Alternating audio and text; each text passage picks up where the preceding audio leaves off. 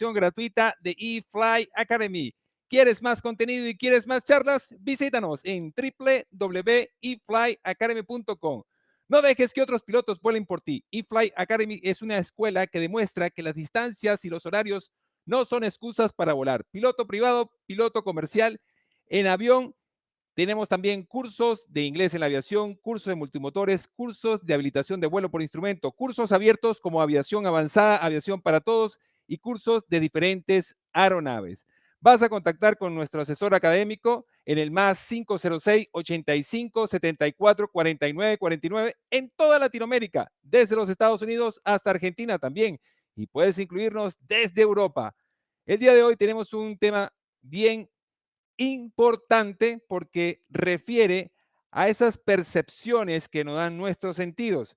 Hoy tenemos el fin de presentarte este conjunto de habilidades que necesita el piloto para determinar esas ilusiones que se presentan por diferentes fuentes, que son las fuentes, por ejemplo, las fuentes visuales, fuentes gravitatorias y las condiciones meteorológicas. Lo que importa en este tema, a más de la parte académica, es reconocer y contrarrestar estas ilusiones sensoriales, producto de nuestros sentidos, como crucial. Una ilusión sensorial en un vuelo normal puede llevar ese vuelo a unas condiciones de peligro. Ahí es donde el piloto debe tomar en cuenta de que esto existe. Vamos a ver entonces qué es una ilusión sensorial.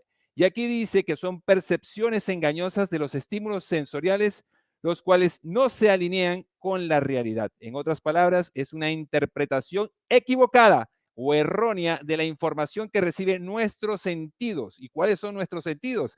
Y ahí vemos que nosotros tenemos seis sentidos que están ahí incluidos. Aquí tenemos, desde el primero que tenemos aquí, es el tacto, ¿verdad? El tacto, la vista, el gusto, el olfato y el oído. Aquí en el oído, muy importante, porque tenemos el otro sentido. En el oído vamos a tener dos sentidos, el de la audición y también tenemos el sentido del equilibrio. Eso lo vamos a ver acá. Aquí tenemos dos sentidos más, o sea, que son los sentidos que pertenecen al oído. Entonces tenemos entonces seis sentidos. Esos seis sentidos tienes que saber que existen. Por eso es que vamos a hablar cada uno de ellos. Bien, vamos a ver entonces en este caso, el oído. Tenemos en la parte del oído interno estos canales, famosos canales semicirculares, que adentro contienen un líquido llamado el líquido de la endolinfa, que se va moviendo a medida que tú también te mueves. Y ahí vamos a ver que ese líquido va a, va a estar dando vueltas mientras tú te estés moviendo y también cuando tú te detienes, continúa en movimiento. Eso es muy importante. Tener en cuenta esto es bien interesante porque él puede crearte una falsa sensación constante de movimiento. Y eso, si no, pregúntale a las personas que han hecho este tipo de, aquí te voy a mostrar este tipo de test o lo que llamamos la silla famosa de Barani. La silla famosa de Barani es un experimento que se utiliza o un entrenamiento, mejor dicho, a los pilotos para poder entender qué es lo que sucede con sus canales semicirculares, con ese otro sentido que te estoy hablando el día de hoy. Dentro de ese procedimiento, para hacer esa prueba, a los pilotos se le entrega unas tapaojos, unos auriculares, y se le va dando vueltas. El piloto va dando vueltas y va sintiendo la sensación por sus diferentes sistemas de recepción de información, que son estos que están acá. Tenemos el sistema vestibular, el sistema somatosensorial y el sistema visual. Ahí tenemos esos sistemas que se están interactuando, pero fíjate que te tapan la vista, y ahí ya tienes un bloqueo de tu sistema visual, ya los ojos no pueden detectar la posición del movimiento. Por lo tanto, tienes que empezar a sentirlo por tu parte del sistema vestibular, del equilibrio y por tu sistema somatosensorial, cómo se está sintiendo tus músculos, cómo se van moviendo en ese momento. Entonces empieza a sentir tu cuerpo una sensación extraña que al final de este famoso procedimiento para entender estos efectos que tiene estas sensaciones, detienen al piloto, lo detienen y afuera hay un escenario donde hay mucha gente y le pregunta qué sensación está sintiendo y realmente lo detuvieron y sus canales semicirculares continúan en movimiento. Entonces, es bien importante entender que para este tipo de experimentos es comprender cómo estos sentidos nos engañan, porque es una percepción subjetiva de la realidad, de la interpretación de nuestro cerebro. Entonces, en este caso, fue la razón principal de que empezaron a utilizar los instrumentos de vuelo. Empezaron a utilizar los instrumentos de vuelo porque los pilotos entraban en desorientación espacial, una percepción errónea de la posición angular de la aeronave, y es por eso que los pilotos le entregan este sistema de lo que son los instrumentos de vuelo para tener una, um, una visión objetiva, ¿ok? Entender objetivamente cómo está la aeronave en el espacio, porque normalmente nosotros no estamos en el espacio, no estamos en la Tierra, pero el avión, nosotros necesitamos interpretación en el espacio para saber cómo está en estos diferentes instrumentos, como es el velocímetro, lo que es el horizonte, el altímetro, el coordinador de viraje, el giro direccional y el vertical speed. Entonces, esos instrumentos fueron realizados para eso, ¿ok? Para eso ese fue el objetivo principal, para orientar a los pilotos. Entonces, vamos a ver, para lo que sigue, vamos a ver lo que son las diferentes ilusiones sensoriales.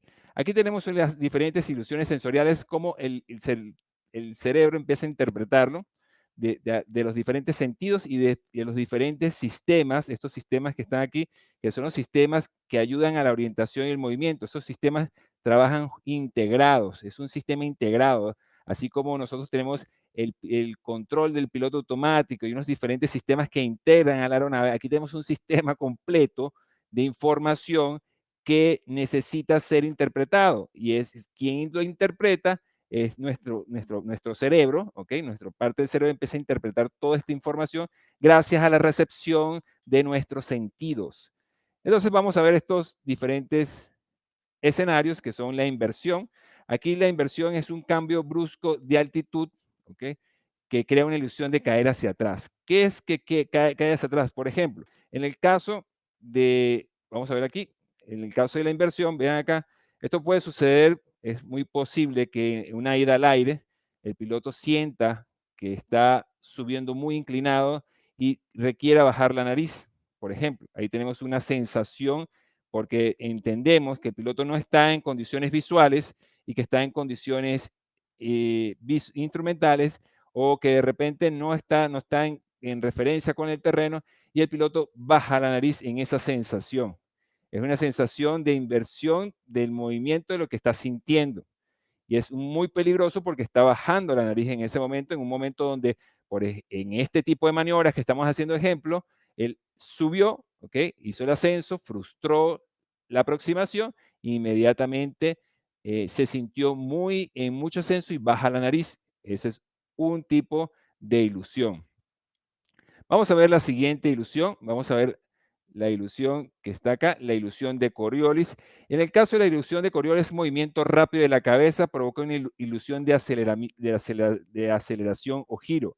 En el caso de Coriolis, los oídos puede parecer, si hay un movimiento, si hay un movimiento de cabeza rápido y después se detiene, pareciera el oído dentro de sus canales semicirculares pueden detenerse, así como están en movimiento, puede detenerse, y si hacemos un banqueo y mantenemos ese banqueo, el cerebro va a interpretar que el avión está volando en vuelo recto y nivelado, y cuando realmente está en banqueo, por ejemplo. Ese movimiento brusco produce una ilusión de aceleración de giro, de movimiento de nuestros canales, de nuestro líquido endolinfa dentro de los canales semicirculares, y si se detiene, el cerebro puede pensar que el avión está detenido, está en vuelo recto y nivelado. Esa detención del líquido también puede hacer pensar eso.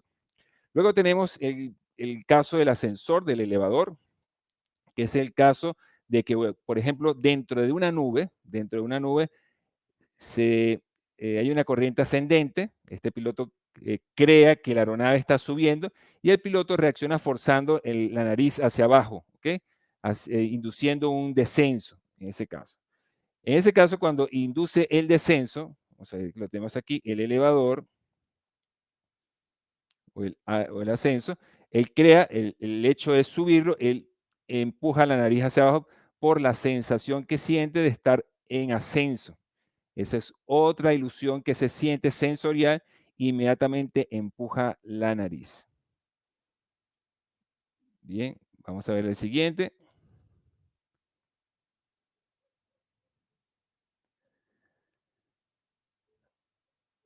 Bien, el otro es el falso horizonte. Este falso horizonte, por supuesto, puedes pasar de noche o en nubes, por ejemplo, en referencias entre lo que es la montaña y la nube, donde hay una falsa indicación de inclinación del horizonte. Confunde a los pilotos y lo que llevan a desalinearse con el horizonte siempre que no tengan la referencia con el instrumento de actitud, que es el horizonte artificial.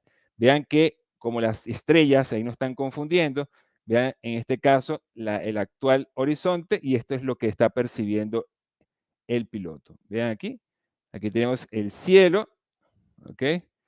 Este caso, el otro caso sería el actual cielo, ¿ok? El actual horizonte y aquí es la percepción del horizonte, ahí lo tenemos ahí. Entonces vean ahí lo que está sucediendo, hay una percepción errónea de lo que hace, en este caso estamos en vuelo nocturno, que en vuelo nocturno hay que prestar atención a lo que es nuestro horizonte artificial, muy importante. Es un equipo que, de acuerdo a la lista mínima la lista de equipos mínimos, es un instrumento importante de vuelo y no puede ser diferido o no puede estar, en este caso, inoperativo. Entonces vean que la ilusión de cómo lleva al piloto a entender erróneamente de acuerdo a su percepción visual de la posición de la aeronave. Es por eso que hay que contrastar con estos instrumentos que son la forma objetiva de conocer cómo está la aeronave. Vamos a ver el siguiente. Aquí tenemos el siguiente. Vamos a ver aquí. Bien, seguimos con el siguiente. Tenemos la desorientación, como la desorientación espacial. Vemos que es la recuperación abrupta de un giro que puede engañar al piloto, haciéndole creer que la aeronave está girando en dirección opuesta. ¿Ok? En este caso, la desorientación espacial, de acuerdo, el piloto pierde la percepción de la posición de la aeronave mediante muchos movimientos. En este caso, puede ser cualquier movimiento que ejecute la aeronave, puede hacerlo perder la percepción de cómo está su aeronave en el espacio. Ahí lo que hay una pérdida de control en el vuelo y hay una serie de pasos que hay que hacer, que dentro de los primeros pasos sería mantener el avión volando recto y nivelado, tratando de o llevar el avión al horizonte, bien, y volarlo, después navegar y salir de la situación hasta comunicarse con el centro de control. Pero en este caso, principalmente para este punto, el piloto se desorienta, pierde la percepción del avión en el espacio y entra por cualquier giro, por cualquier movimiento, por cualquier entrada, por ejemplo, una condición instrumental donde el piloto pierde la percepción y la referencia con el terreno y con alguna señal visual que tenga cerca. Vamos a ver la siguiente.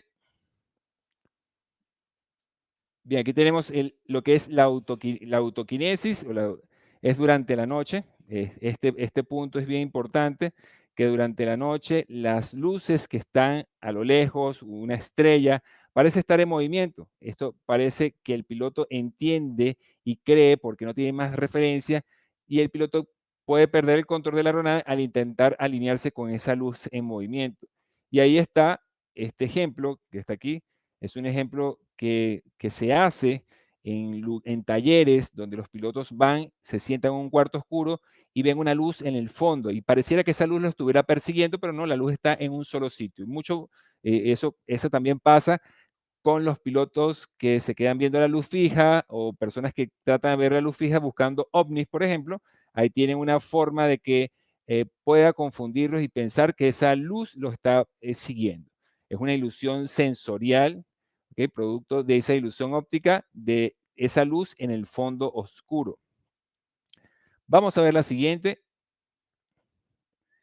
Tenemos lo que es el espiral mortal, muy parecido a lo que vimos en este caso. Lo que vimos es un giro prolongado. Este giro prolongado puede ser para salir de una condición instrumental o para no meterse en una condición instrumental, tratando de buscar algún hueco en un, por ejemplo, un techo que está quebrado. ¿Ok? Vamos en este caso descendiendo, descendiendo, descendiendo de manera en espiral hasta que el piloto empieza a sentir esa sensación de giro y el piloto puede entender que está en una dirección opuesta y trata de echar hacia atrás el comando, ¿ok? Y apretarse más hacia el espiral hasta que puede entrar en una barrena mortal.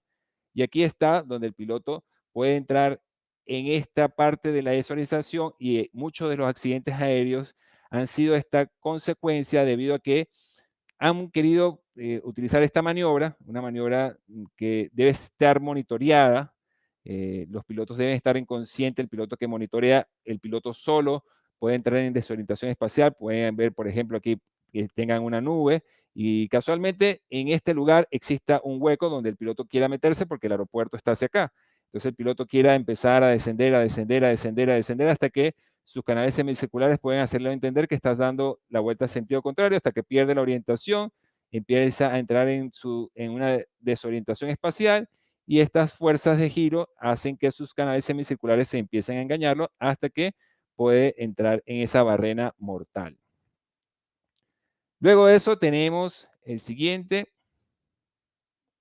vamos a ver acá, que es el somatográvico, ¿ok? El somatográvico es una aceleración rápida causada por una ilusión de estar en una actitud de nariz hacia arriba y una desaceleración rápida que tendría el efecto contrario. Vean cómo se mueven los canales semicirculares que están ahí. Aquí está. Vean acá la somatográfico, el somatográvico. Aquí está. Vean que la sensación también puede ser hacia arriba o hacia abajo. Para este movimiento lo que pasa es que el cerebro siempre va a engañarlo interpretando un sentimiento o de escalada o de inclinación. Este movimiento va a hacer que el piloto trate de hacer lo contrario de lo que el avión está sintiendo.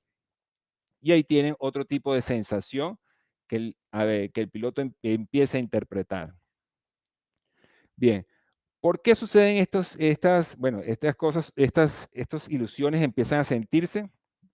Ya hemos hablado por unas fuentes iniciales, condiciones meteorológicas, lo que es también las señales visuales y producto también de lo que son la interpretación de nuestros sentidos. Bien, también hay otro tipo de ilusiones, las ilusiones que están, por ejemplo, en la aproximación. Aquí tenemos las ilusiones cuando el piloto está aproximando, eso también se hace en los simuladores de vuelo. El piloto está aproximando y se enfrenta a estas condiciones de visión de la pista. Por ejemplo, una pista, en este caso una pista angosta, una pista ancha, una pista, en este caso, que va inclinada, vamos a ver aquí, ¿ok? En descenso o en ascenso, ¿bien? Por ejemplo, tenemos esta que está aquí, en el caso de las pistas, ¿ok? Aquí, por ejemplo, en el caso del que vea la pista ancha, ¿no? O que vea la pista delgada. Cuando se ve la pista delgada, ahí puede pasar el piloto que entiende que está muy, muy, muy, muy alto y por lo tanto empieza a bajar, ¿ok? Ahí el piloto entiende que la interpretación, que la pista está muy alta y entonces empieza a bajar. Vean que la aproximación es hacia atrás y tiende a aproximar antes de la pista. Eso es bien complicado en este caso. Vean esa ilusión. Vean en el caso del sentido ancho. Con el sentido ancho tiene pensamientos de que la pista, él está muy bajo y busca tener más altitud. Esto también sucede cuando el piloto está, por ejemplo, aproximando en el mar. Está aproximando desde el mar hacia la costa y está sintiendo que está muy, muy bajo, ¿ok? ¿ok? Y empieza a levantar, en este caso, el avión para hacer una aproximación mucho más, perdiendo, o sea, pierde la senda de planeo realmente. Ahí está uno de los ejemplos de la pérdida de la profundidad por esta ilusión. Entonces, como vemos acá, la pista angosta, esto induce a la aproximación mucho más baja y además induce a volar con un riesgo de impactar en el suelo, mientras que la ancha induce a volar una aproximación mucho más alta con riesgo a flotar o hacer una paralela muy alta. Vamos a ver la siguiente. Ok, la siguiente la tenemos acá. Esto es la inclinación. En cuanto a la inclinación, vean que esta está en bajada, en descendente. En el caso del descendente, vean que la bajada se siente efectuando una aproximación como arrastrado. En el caso en lo que es en bajada. ¿Ok? En el caso de subida, él se siente un poco más alto. Entonces, vean aquí que en el caso del descendente, él intenta levantarse, por el caso de la sensación, ¿ok? Trata de levantarse y empieza a hacer la aproximación mucho más alta de la senda de planeo. Mientras que en la pista que está en ascenso, él trata de bajar por la sensación de que está muy arriba y resulta que llega antes de la pista. Ahí está. Ahí está el ejemplo de las falsas sensaciones. ¿Ok? Otro ejemplo, en otra de las razones también importantes de esta pérdida de la concentración es la fatiga. Aquí tenemos la fatiga como un elemento importante de lo que sería o de lo que es una pérdida o el deterioro de la toma de decisiones, de una distracción también, producto del cansancio, de la rutina, porque si bien es cierto, el piloto puede hacer un vuelo, pero ese vuelo lo puedes hacer 6 veces el mismo día. Entonces, aquí está la identificación de los jefes de operaciones para ver que el piloto, qué tanto monótono se hace el vuelo y se empieza a ser agotador, de acuerdo a las piernas si son muy cortas o los trayectos si son muy cortos. Entonces el piloto empieza a sentir un cansancio de acuerdo a las actividades extras que se empiezan a cumplir, por ejemplo, la llegada de combustible, la espera en plataforma, la salida por demora por otra aeronave, y etcétera, hasta que aterriza y vuelve a salir. Entonces, todo este proceso empieza ya cuando vas por el vuelo número 6 o del mismo trayecto, empiezas a perder, empiezas a entrar en una complacencia y empiezas a deteriorar la vigilancia en los procedimientos, incluso en empezar a tener este tipo de ilusiones. También sucede que no solo en la fatiga que también puede ser producto de que la persona no haya descansado correctamente durante largo tiempo. También puede ser de la automedicación. La automedicación puede provocar este tipo de efectos secundarios como pérdida de memoria, pérdida de atención, coordinación de la visión y la capacidad de hacer cálculos para poder hacer la aproximación correcta. Entonces es importante tener en cuenta que esto de la automedicación durante de los procesos de vuelo es muy importante tener en cuenta que no nos podemos medicar, de que el descanso debe ser importante para el piloto, debe tener un descanso más de 8 horas y de que el piloto puede ser susceptible a estas ilusiones sensoriales debido a la falta de atención de su propio mecanismo de descanso, que es de estar o tener el tiempo necesario para poder descansar correctamente, o sea, dormir las 8 horas, tomar agua, hacer ejercicio, esa cantidad de actividades que tiene que hacer para su descanso. ¿Bien? Es importante que en algún momento el piloto pueda tener una fijación también, como una ilusión donde se fije solamente en un instrumento, donde se quede solamente colgado en un instrumento, y ahí es donde tenemos que ver que si estamos trabajando en una tripulación, el piloto que monitorea, si debe estar atento de lo que le está sucediendo al piloto, porque el piloto puede que no reconozca la situación. En el caso de la fijación, por cansancio, el piloto se puede quedar en el velocímetro, por ejemplo, el piloto se va a enfocar a ese estímulo y va a quitar todos los estímulos que están en su alrededor y va a enfocarse nada más en algo entonces no realiza el escaneo y ahí es donde ocurre un momento de atención muy largo y el piloto que monitorea debería, que en caso de que detecte que hay una ilusión sensorial por parte del otro piloto, debería activar lo que llamamos nosotros la incapacitación. En este caso, para esta técnica que sale del Manual de Medicina Aeronáutica el documento 8984 de la OASI, Manual de Medicina Aeronáutica, habla de lo que es el proceso de incapacitación. Y aquí está la regla de las dos llamadas.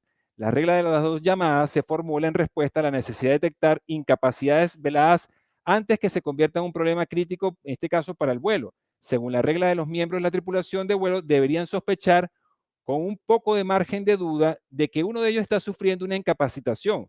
Esta incapacitación puede ser producto de una fijación, por ejemplo, de una ilusión sensorial cuando no responda adecuadamente a las dos comunicaciones orales o si en algún momento esa persona no responde adecuadamente a una comunicación oral, como son los call-out, que se refiere a una marcada desviación de algún procedimiento operacional o perfil de vuelo normal. Se trata de una regla sencilla, clara y efectiva. Dar dos llamadas, si a las dos llamadas no te atiende, el piloto toma el control de la aeronave. Pero ¿qué pasa cuando estamos volando solo?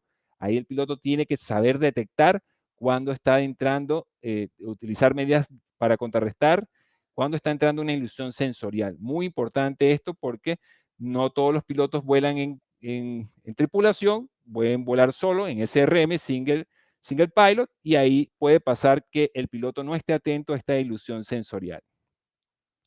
Entonces, esta parte es importante. Otro punto importante es decirle que la mayoría de los pilotos sufren estas ilusiones sensoriales, producto que son humanos y los humanos somos los únicos que tenemos este tipo de problemas. El problema es que creemos más en nuestros sentidos que en los instrumentos objetivos que tenemos de la aeronave. ¿Por qué? Porque el cerebro empieza a interpretar una información y no la contrarrestamos con el equipo importante que son los instrumentos de vuelo. Para este caso, para esta tendencia, tenemos también los pilotos invulnerables que nunca le ha pasado este evento, nunca le ha pasado este evento y creen que no le va a pasar.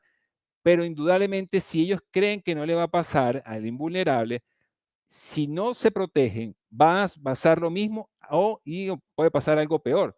Por eso es que es importante el entrenamiento. Entonces vamos a ver aquí algunos errores comunes que puede pasar. Esa atención focalizada, tenemos que hacer el chequeo cruzado, tiempos de reacciones lentos, hay que estar atentos si hay alguna de las personas que tienen tiempo de reacción lento producto de la medicación, la fatiga, la complacencia cuando hay degradación de la vigilancia de los procedimientos, la secuencia de los pasos, la falta de comunicación, cómo te sientes el día de hoy, la respuesta a los call-out, las distracciones, cuando ponemos música, cuando estamos hablando, no tenemos cabina estéril, cuando estamos hablando de otros temas que no es el vuelo como tal, es bien importante que son un error común y que nos puede llevar a esta ilusión sensorial.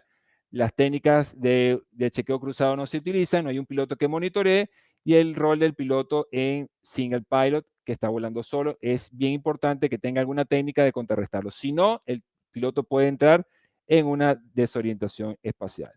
Para eso tenemos acá, si lo tenemos.